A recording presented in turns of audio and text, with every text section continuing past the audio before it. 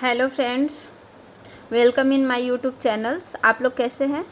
I hope आप लोग बहुत अच्छे होंगे। हम भी बहुत अच्छे हैं।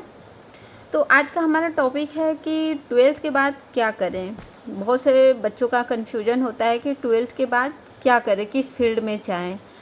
तो इस पे टॉपिक है। अगर आप इस वीडियो पर नए हैं तो प्लीज़ वीडियो को लाइक करें, कमेंट करें और चैनल को सब्सक्राइब करें ताकि हम ज़्यादा से ज़्यादा वीडियो बना सकें आपके लिए।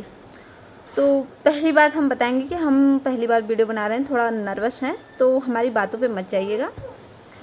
अगर आपका भी कन्फ्यूजन है कि ट्वेल्थ के बाद क्या करें तो ये वीडियो आपके लिए ज़्यादा बेस्ट होने वाला है। ट्वेल्थ के बाद अगर आप मेडिकल फील्ड में जाना चाहते हैं तो आपके लिए अच्छा मोटिवेशन है। अगर अदर फील्ड में जाना चाहते हैं तो भी अच्छा है। बहुत लोगों का ये रहता है कि हाँ, हम मेडिकल फील्ड में जाएं। बहुत लोग ट्वेल्थ के बाद नीट करते हैं, बहुत लोग नर्सिंग फील्ड में जाते हैं। अगर आपके पास पैसा है, टाइम है, तो आप जाहिर सा नीट करिए, नीट का तैयारी करिए, ज़्यादा बेस्ट है। लेकिन अगर आप कुछ ट्वेल्थ के बाद करना चाहते हैं कोर्स और उसके पास अंदर टाइम नहीं है, आप चाहते हैं कि जल्द से जल्द कुछ पैसे इनकम कर सकें, तो आपके लिए अच्छा है नर्सिंग फील्ड। नर्सिंग फील्ड में 3 होते हैं option: GNM, ANM, BSc nursing. अगर आप एएनएम करते हैं, जीएनएम करते हैं तो दोनों ही करके आप नर्स ही बनेंगे, और बीएससी नर्सिंग करते हैं तो भी नर्स बनेंगे। लेकिन तीनों में अपने आप में बहुत बड़ा अंतर है। तीनों में डिफरेंट क्या है ये हम आपको बताएंगे। तो चलिए, एएनएम अगर और जीएनएम दोनों की बात कर लें तो एएनएम और जीएनएम में अंतर है कि एएनएम और जीएनएम दोनों ही तो हैं तो डिप्लोमा कोर्स ही। एएनएम करके आप नर्स बनेंगे और जीएनएम करके भी नर्स बनेंगे। एएनएम के बाद आपको बहुत सारी परेशानियों को फेस करना पड़ सकता है। ये हमारा एक्सपीरियंस है, इसलिए हम बता रहे हैं। तो एएनएम करके अगर आप कहीं जाते हैं मेडिकल फील्ड में, कहीं हॉस्पिटल में इंटरव्यू के लिए, तो वहाँ पर आपको सबसे पहले जीएनएम और बीएससी नर्सिंग को ऑफ़र मिलता है कि अगर आप जीएनएम किए हैं, बीएससी नर्सिंग, तो जाहिर सी बात है वो आप तो रखेंगे नहीं, उन्हीं को रखेंगे। तो ऐसे ही एनएबीएच हॉस्पिटल है तो वहाँ पे एएनएम को रखते नहीं हैं। ज़्यादातर हॉस्पिटलों में जीएनएम और बीएससी नर्सिंग की डिमांड है। तो अभी तो शिक्षा की लेवल बढ़ती जा रही है, तो आप ज़्यादा तक अपने से ज़्यादा ऊंचा का सोचें, मतलब जो एजुकेशन है उसकी लेवल को हाई रखें। तो आपको यही हम कहेंगे कि आप जीएनएम करें। अगर बीएससी नर्सिंग करते हैं तो और बेस्ट है। और एएनएम करने के बाद क्या सैलरी डिफरेंट हो सकती हैं?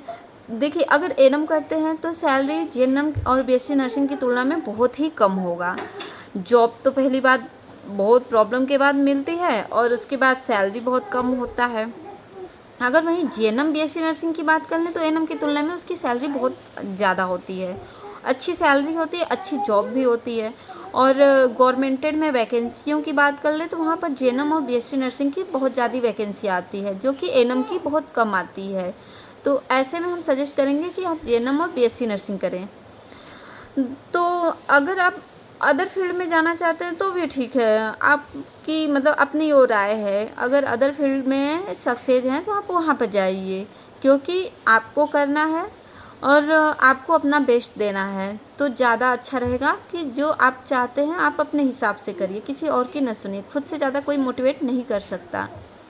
तो हम मेडिकल फील्ड से हैं तो इसलिए हम तो नर्सिंग के बारे में ही बताएंगे।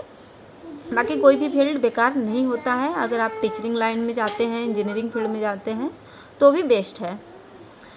यहाँ नर्सिंग की बात कर लें तो हमारा अनुभव रहा है, हमने एएनएम करके फिर जीएनएम किया। बहुत ही टफ होता है मिडिल क्लास के लोगों को, मतलब एएनएम करना, जीएनएम करना, आप समझ सकते हैं कितना टफ होता है। तो हमें मोटिवेशन कोई करने वाला था नहीं, तो हमने एएनएम कर लिया। फिर बाद में प्रॉब्लम को फेस करते हुए देखा कि हम जीएनएम की ज़्यादा डिमांड है, एएनएम की क्या स्कोप है वो तो हमें समझ में आ ही जाता है। तो फिर हमने जीएनएम किया। तो आपको ये ना करना पड़े, इसलिए हम ये वीडियो बना रहे हैं। तो ज़्यादा अच्छा रहेगा अगर आप नर्सिंग फील्ड में जाना चाहते हैं तो जीएनएम या बीएससी नर्सिंग करें। और अगर आप जीएनएम, बीएससी नर्सिंग या एएनएम ही करते हैं तो पहले ये देखें कि कॉलेज कैसा है, सब कुछ देखकर जानकर फिर एडमिशन लीजिए। क्योंकि आजकल आईएनसी अफेक्टेड नहीं रह रहे हैं, कॉलेज सूटेबिलिटी नहीं रह रहे हैं, तो फिर भी आगे चल के बहुत प्रॉब्लम होता है। फ़ीस तो आपको देना ही है, वो फ़ीस तो ले ही लेते हैं, लेकिन प्रॉब्लम स्टूडेंट को झेलना पड़ता है।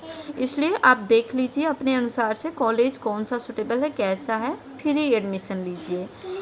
और यहाँ बात कर लें कोर्सेज कितने इयर्स के होते हैं, तो एनम होता है 2 इयर्स का, और जो जेएनएम होता है वो 3.5 साल, मतलब 3.5 इयर्स का होता है, और जो बीएससी नर्सिंग होता है वो 4 इयर्स के होते हैं।